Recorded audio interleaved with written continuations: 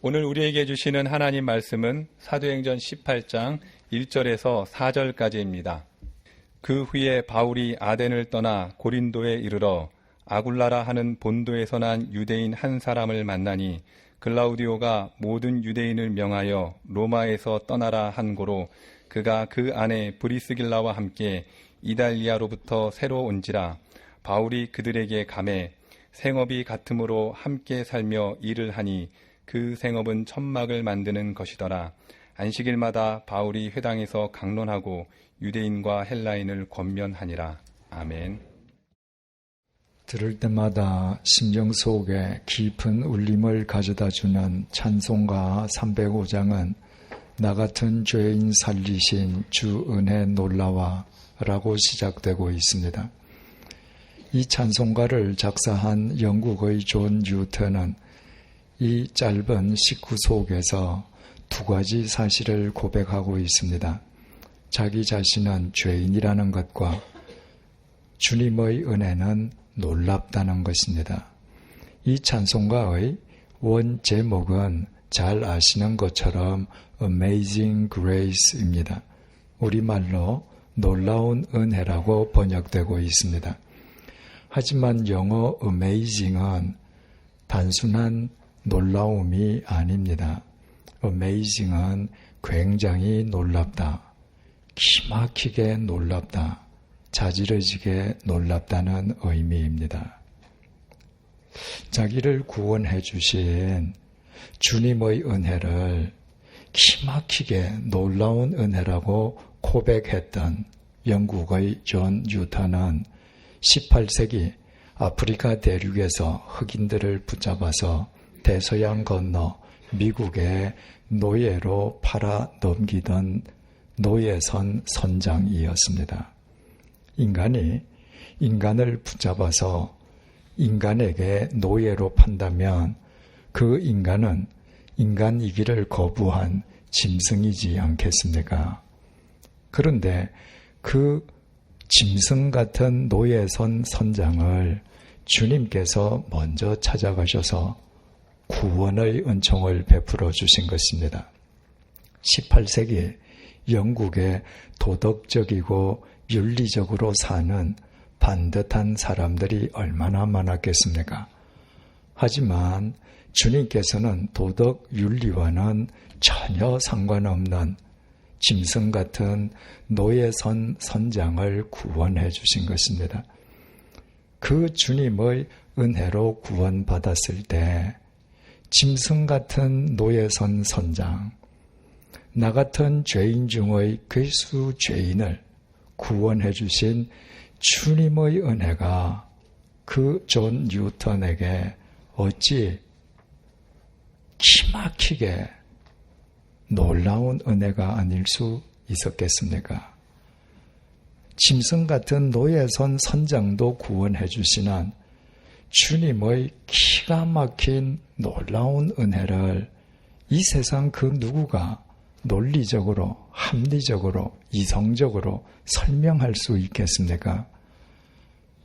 주님의 은혜는 인간의 논리, 합리성, 이성을 초월하는 불가사의한 은혜입니다.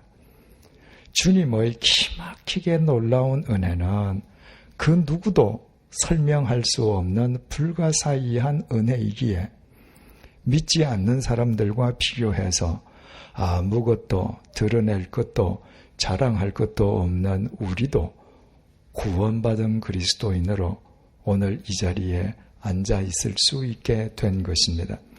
우리 각자에게도 주님의 은혜는 Amazing Grace, 기막히게 놀라운 은혜인 것입니다. 구약시대의 요셉에게도 마찬가지였습니다. 야곱은 4명의 여인으로부터 12명의 아들을 얻었습니다. 12명의 아들들 가운데에 대부분은 가업인 목축을 위해서 수고하고 헌신했습니다. 하지만 하나님께서 그 시대를 위한 당신의 도구로 선택하셨던 아들은 11번째 아들인 단지 자기 자신만 아는 요셉이었습니다. 요셉은 17살이 되기까지 아버지의 편애 속에서 집안일은 거들떠보지도 않았습니다. 오히려 집안일을 하는 형제들이 조금이라도 실수라도 하면 그 즉각 아버지에게 고자질해 바치는 비열한 인간이었습니다. 그리고 12명의 아들들 가운데에 홀로 아버지가 지어준 채색 옷을 당연하다는 듯이 입고 이복 형들 앞에서 자신을 뽐내고 다니던 이기적인 인간이었습니다. 그 자기중심적인 요셉을 이복 형들이 좋아할 리가 없었습니다. 들판에서 며칠 동안 야영을 하면서 아버지의 양떼를 돌보는 이복 형들 앞에 채색 옷을 입은 요셉이 나타났습니다. 형들을 도와주기 위함이 아니라 이복 형들이 아버지의 양떼를 잘 치고 있는지 현장 감독차 나온 것이었습니다. 그러지 않아도 평소에 요셉에 대해서 반감을 품고 있던 이복 형들은 마침 그 들판을 지나가는 상인들에게 요셉을 팔아버렸습니다. 이집트로 이끌려간 요셉은 이집트 왕 파라오의 친위대장 보디발의 집에 종으로 팔려갔습니다. 하나님께서는 당신이 먼저 선택하신 비열하고 이기적인 요셉을 당신의 방법으로 새롭게 빚기 시작하신 것이었습니다. 이국 땅 남의 집에 종살이를 시작하게 된 요셉은 더 이상 비열하고 이기적인 삶을 살 수 없었습니다. 생존하기 위해서는 매일매일 성실하게 일하는 수밖에 없었습니다. 요셉의 성실성에 감동받은 집주인 보디발은 자기 집안의 모든 살림 재산을 몽땅 요셉에게 맡기고 관리토록 했습니다. 보디발의 집은 일반 개인의 집이 아니었습니다. 창세기 39장 20절과 40장 3절에 의하면 보디발의 집은 그 집 안에 왕의 죄수를 가두는 감옥이 달려있는 파라오의 친위대장 공간이었습니다. 집 안에 왕의 죄수를 가두는 감옥이 달려있는 친위대장의 공간이라면 그 공간 속에 딸린 재산이 살림살이가 얼마나 많았겠습니까? 비록 요셉은 종의 신분이기는 했지만 친위대장 공간의 그 큰 살림을 홀로 총괄하여 관리하면서 하나님으로부터 재무관리 훈련을 받게 된 것이었습니다. 하나님의 요셉에 대한 훈련은 재무관리 훈련으로만 끝나지 않았습니다. 어느덧 청년이 된 요셉의 준수한 용모에 욕정을 느낀 집주인의 아내가 여러 차례 요셉을 유혹했지만 요셉은 그때마다 단호하게 거절했습니다. 끝내 자신의 요구를 들어주지 않자 앙심을 품은 여주인은 요셉이 자신을 겁탈하려 했다고 거짓으로 모함했고 격분한 남편 보디발은 자기 집 안에 달려있는 감옥 속에 요셉을 투옥시켜 버렸습니다. 그 감옥은 왕의 죄수들을 가두는 감옥이라고 했습니다. 당시 왕의 죄수들은 영모와 관련된 정치범들이었습니다. 민간인인 요셉이 정치범들이 수용되어 있는 특수 감옥 속에 갇히게 된 것이었습니다.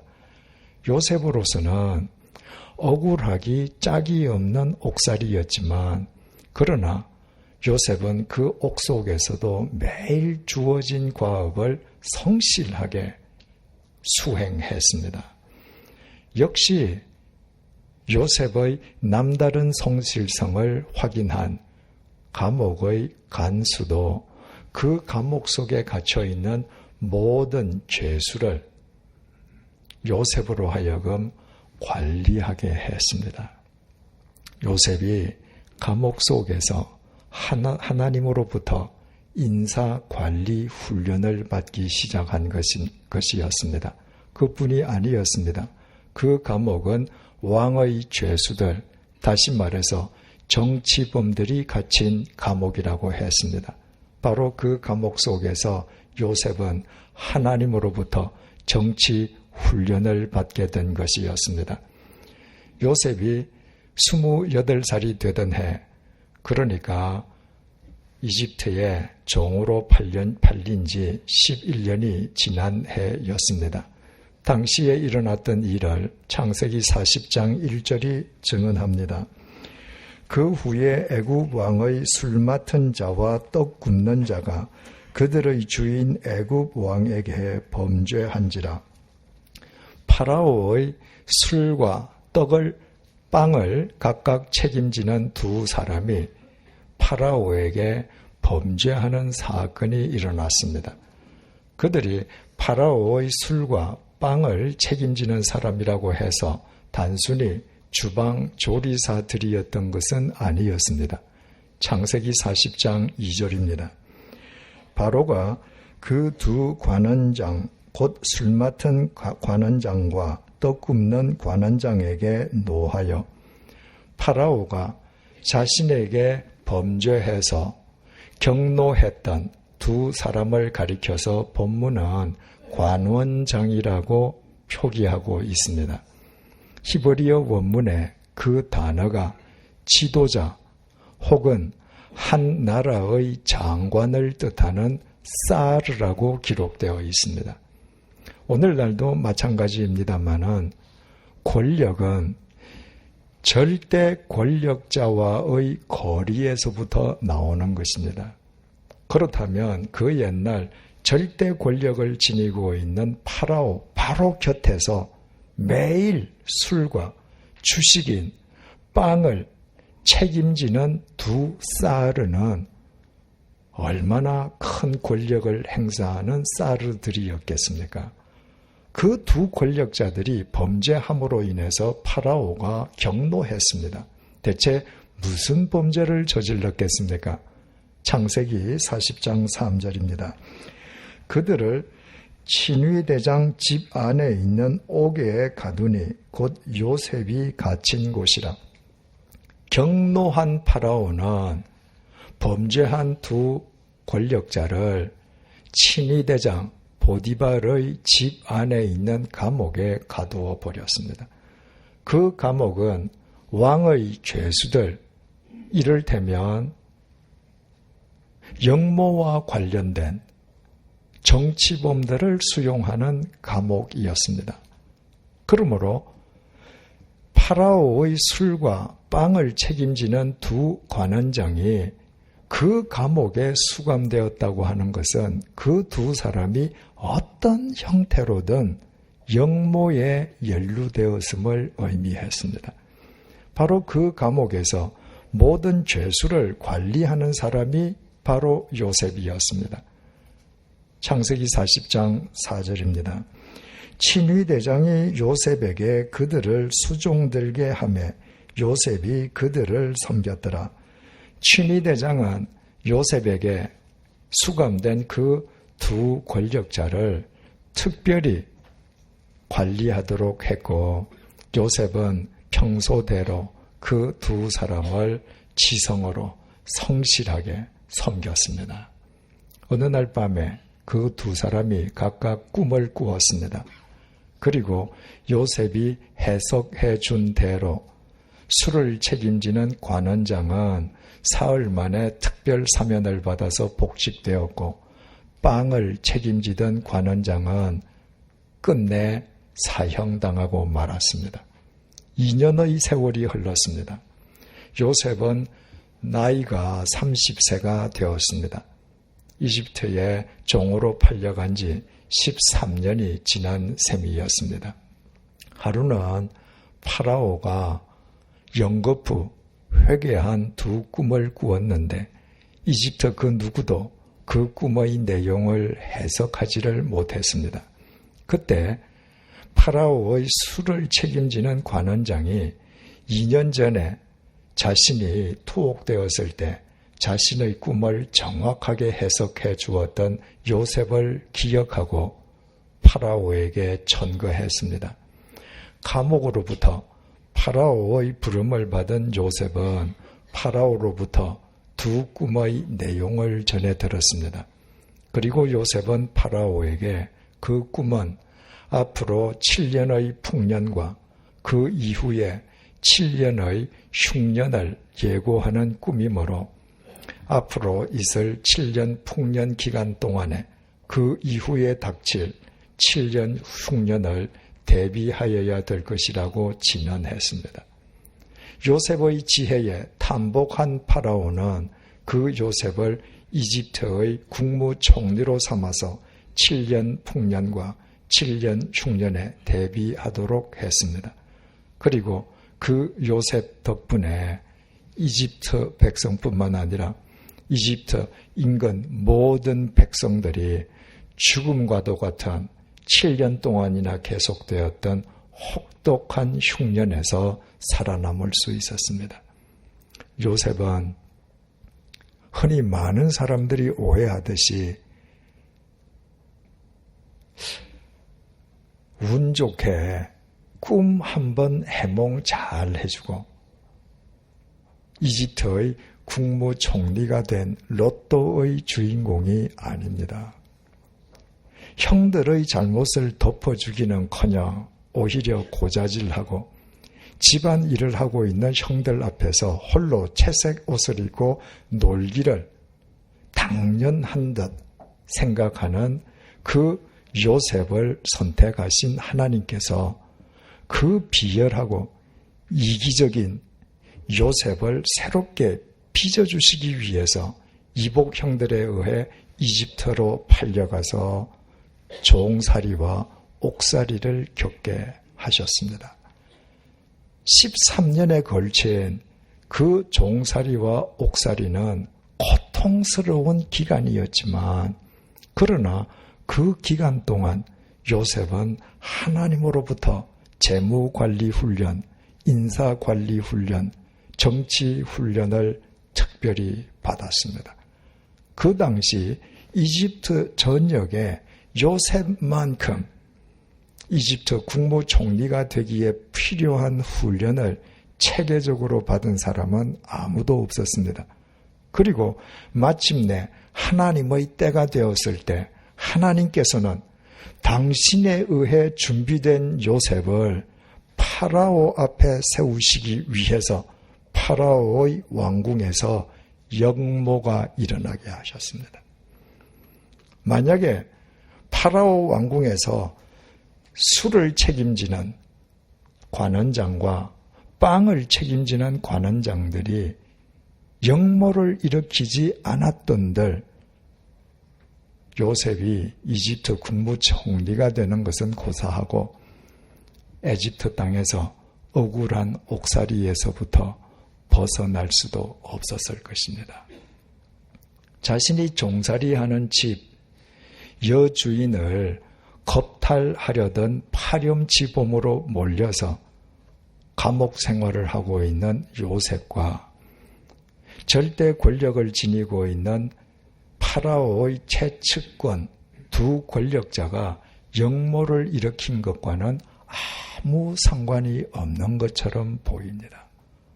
그러나 그 역모야말로 비열하고 이기적인 요셉을 당신의 도구로 세워 쓰시기 위한 하나님의 신비로운 섭리였습니다.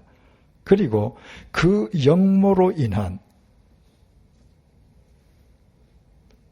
역모로 인해서 이집트의 국무총리가 된 요셉을 통해서 이집트 국민뿐만 아니라 인근 모든 백성들이 극심한 흉년으로부터 구원 얻을 수 있었습니다. 하나님께서는 이처럼 당신이 선택하신 한 개인을 위해, 한 시대를 위한 당신의 뜻을 이루시기 위해 구중궁궐 속에서 역사의 변고도 일어나게 하시는 분이십니다. 이집트의 국무총리가 된 요셉이 나중에 하나님께서 행하신 그 모든 신비스러운 섭리하심을 깨달았을 때 요셉 역시 노예선 선장 존 뉴턴처럼 나처럼 비열하고 이기적인 인간을 살리시고 사용하시는 주님의 은혜는 기막히게 놀라운 은혜라고 고백하지 않았겠습니까? 지난 시간에 살펴본 것처럼 홀로 고린도를 찾아갔던 바울이 고린도에서 가장 먼저 만난 사람은 천막 제조업자였던 아굴라 부부였습니다. 역시 천막 제조 기술을 가지고 있던 바울이었기에 바울은 아굴라의 집에서 아굴라 부부와 함께 살고 함께 천막을 제조해서 판매하며 숙식을 해결할 수 있었기에 매 안식일마다 유대인 회당을 찾아가서 하나님의 말씀을 전할 수 있었습니다. 그뿐만 아니라 그 이후 1년 6개월 동안 고린도에서 체류하면서 자신이 상상할 수도 없었던 주님의 뜻을 이루는 발판이 마련되게 되었습니다. 만약에 홀로 고린도를 찾아갔던 바울이 아굴라 부부를 만나지 못했던들 성경이 우리에게 전해주고 있는 것과 같은 구원의 역사가 고린도에서 일어나지 못했을 것입니다. 본문 2절은 그 아굴라 부부를 이렇게 소개하고 있습니다. 아굴라라 하는 본도에서 난 유대인 한 사람을 만나니 글라우디오가 모든 유대인을 명하여 로마에서 떠나라 한 고로 그가 그 아내 브리스길라와 함께 이달리아로부터 새로 온지라 바울이 그들에게 가매. 지난 시간에 말씀드린 바와 같이 아굴라가 유대인이면서도 이스라엘 땅에서 태어나지 않고 이방 땅인 본도에서 태어난 디아스포라 유대인이었던 것은 유다 왕국이 주전 586년에 바빌로니아 제국에 멸망당했기 때문이었습니다. 또 아굴라가 아시아 대륙 본도에서 태어난 사람임에도 로마 제국의 수도인 유럽 대륙의 로마로 이주해서 그곳에 정착해서 살 수 있었던 것은 헬라 제국을 무너뜨린 로마 제국이 아시아 대륙의 본도를 포함한 지중해 세계를 제패해서 로마 제국의 영토 내에 사는 사람에게는 아시아 대륙이든 유럽 대륙이든 통행, 이주, 거주의 자유가 보장되었기 때문이었습니다. 그리고 오늘의 본문은 아굴라 부부가 고린도에 이달리아에서부터 새로 왔다고 증언하고 있습니다. 바울이 고린도를 찾기 직전에 아굴라 부부가 이탈리아 반도에 자리 잡고 있는 제국의 수도 로마로부터 고린도로 이주해 왔다는 말입니다. 이유 인적은 크레스투스라는 사람의 선동을 받은 수도 로마에 살던 유대인들이 폭동을 일으켰기에 당시 로마 제국의 황제였던 클라우디우스가 제국의 수도 로마에 살고 있는 2만여 명의 유대인들 가운데에 로마 시민권을 지참하지 못한 모든 유대인들을 제국의 수도에서 추방해버렸기 때문이었습니다. 유다 왕국이 바벨로니아 제국에 의해 멸망당함으로 인해서 수없이 많은 디아스포라 유대인이 발생했다는 것, 헬라 제국을 무너뜨린 로마 제국이 지중해 세계를 제패했다는 것, 그 모든 것은 바울이 태어나기 이전에 있었던 역사적 사건들이었습니다. 그렇다면 그 역사적 사건들은 그보다 훨씬 이후에 태어난 바울과는 아무런 상관이 없는 것처럼 보입니다. 게다가 바울은 아시아 대륙에 소속된 사람이었습니다. 그 바울에게 로마 제국의 수도인 유럽 대륙 로마에서 일어난 유대인 폭동 또한 전혀 무관한 것처럼 보입니다. 그러나 그 모든 역사적 사건들과 경랑들은 2000년 전 홀로 고린도를 찾은 바울로 하여금 아굴라 부부를 만나게 해주시려는 하나님의 시공을 초월한 신비로운 섭리라고 말씀드렸습니다. 여기에서 한 가지 질문이 제기됩니다. 로마 제국은 손바닥만 한 작은 나라가 아니었습니다. 당시 거대한 지중해 세계가 온통 로마 제국인 셈이었습니다. 그런데 왜 제국의 수도 로마에서 추방당한 아굴라 부부는 그 넓고 넓은 로마 제국 천지에서 하필이면 고린도로 이주해 갔느냐라는 질문입니다. 당시 고린도에서 벌어지던 가장 큰 축제는 매 4년마다 올림피아에서 개최되던 고대 올림픽과 별도로 매 2년마다 고린도 지협에서 열리던 이스트미아 경기 대회였습니다. 그리스 신화에서 바다의 신호로 등장하는 포세이돈을 기리기 위한 이스트미아 경기 대회는 모든 그리스 사람들이 다 참여하는 거대한 축제였습니다. 그래서 매 2년마다 이스트미아 축제가 열리면 그리스 본토와 펠로폰네소스 반도를 이어주는 고린도 지협에는 이스트미아 경기대회에 참여하려는 선수들과 그 경기를 구경하려는 외래 관람객들로 인산인해를 이루곤 했습니다. 2000년 전에 로마 제국의 군인들은 대부분 숙소로 천막을 사용했기에 천막 제조업자들에게 로마 제국의 군인들은 첫 번째 가는 주 고객이었습니다.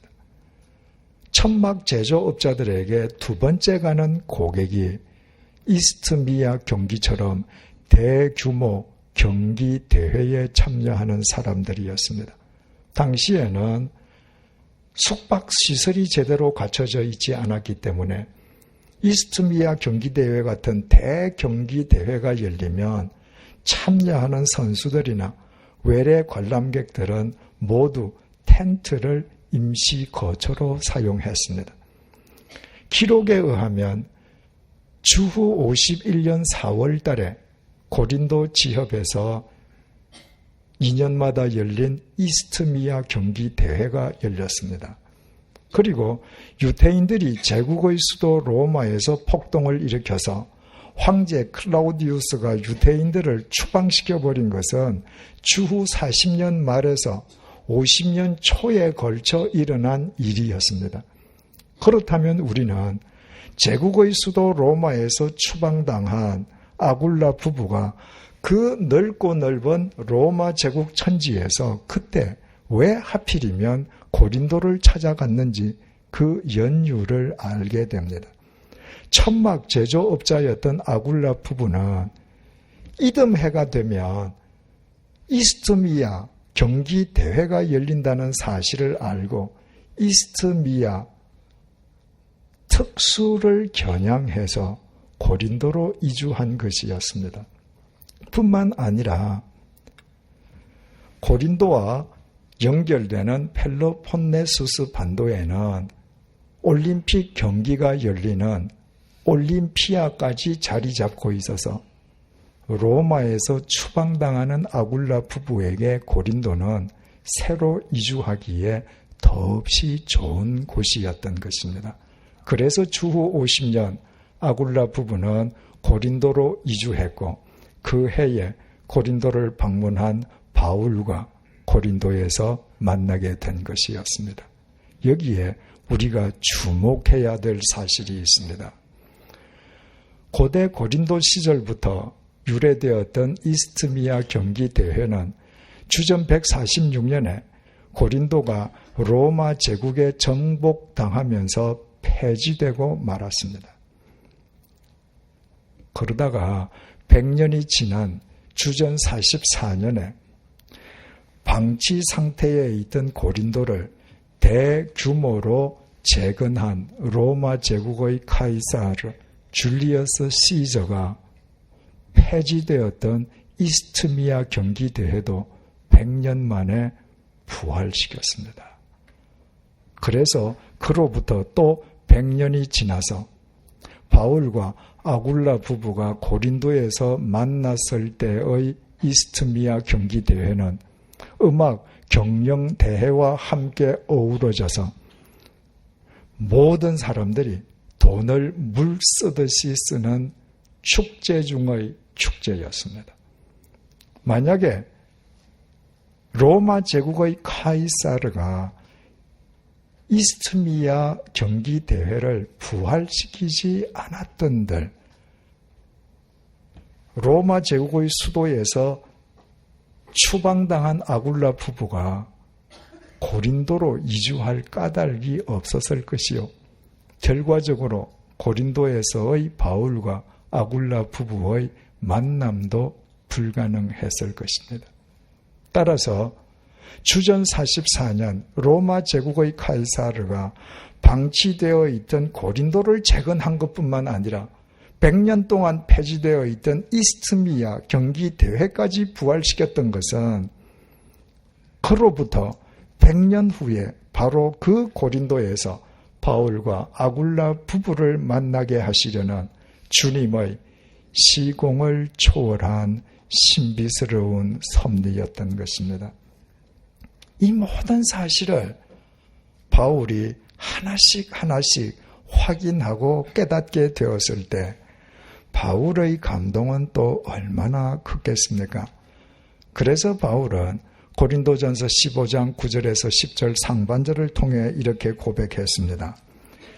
나는 사도 중에 가장 작은 자라. 나는 하나님의 교회를 박해하였으므로 사도라 칭함받기를 감당치 못할 자니라.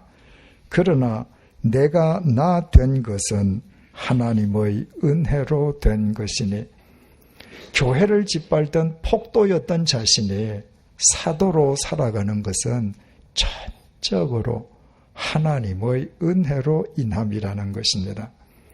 노예선 선장이었던 존 뉴턴의 표현을 빌리자면 교회를 짓밟는 폭도였던 나 같은 죄인을 살리시고 사용하시는 주님의 은혜는 기막히게 놀라운 은혜라는 말입니다.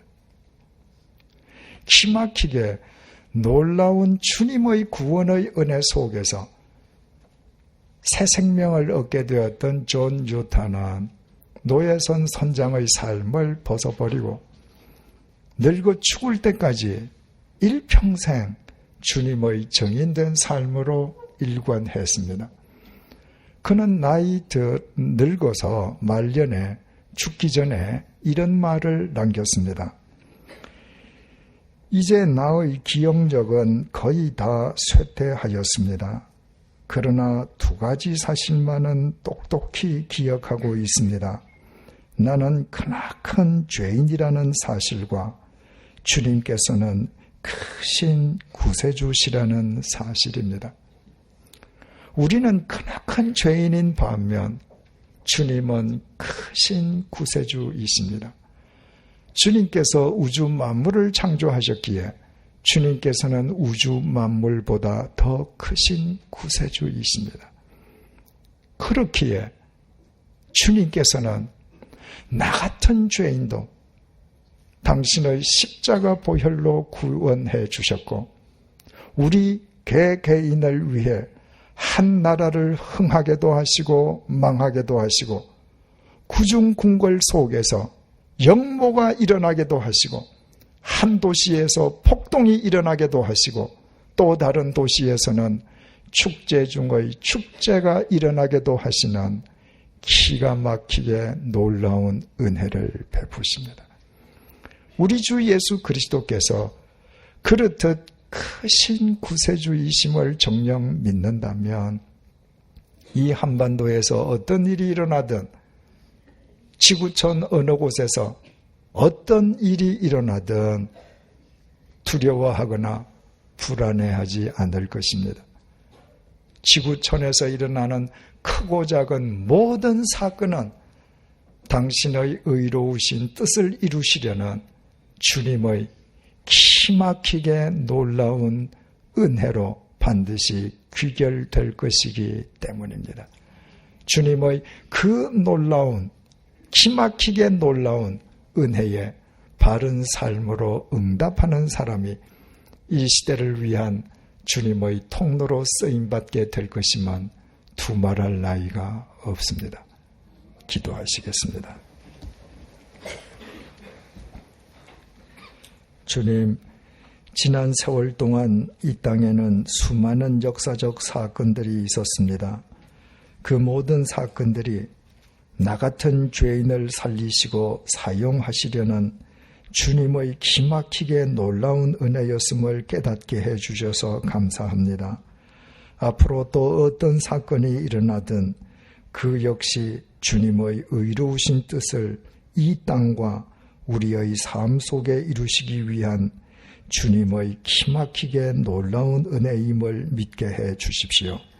그리스도인으로 살아가는 나의 나 된 것이 오직 주님의 기막히게 놀라운 은혜로 인함이기에 언제 어디서나 주님의 기막히게 놀라운 은혜에 최선을 다하여 바른 삶으로 응답하게 해 주십시오. 세월이 흘러가면 반드시 우리의 몸도 쇠하고 기억력도 쇠퇴할 것입니다. 그러나 우리의 코끝에서 호흡이 멈추는 순간까지 우리가 크나큰 죄인이라는 사실과 주님께서 크신 구세주라는 사실만은 늘 기억하며 살아가게 해 주십시오. 그와 같은 우리의 삶이 이 시대를 위한 주님의 통로로 쓰임받게 해 주십시오. 예수님의 이름으로 기도드립니다. 아멘.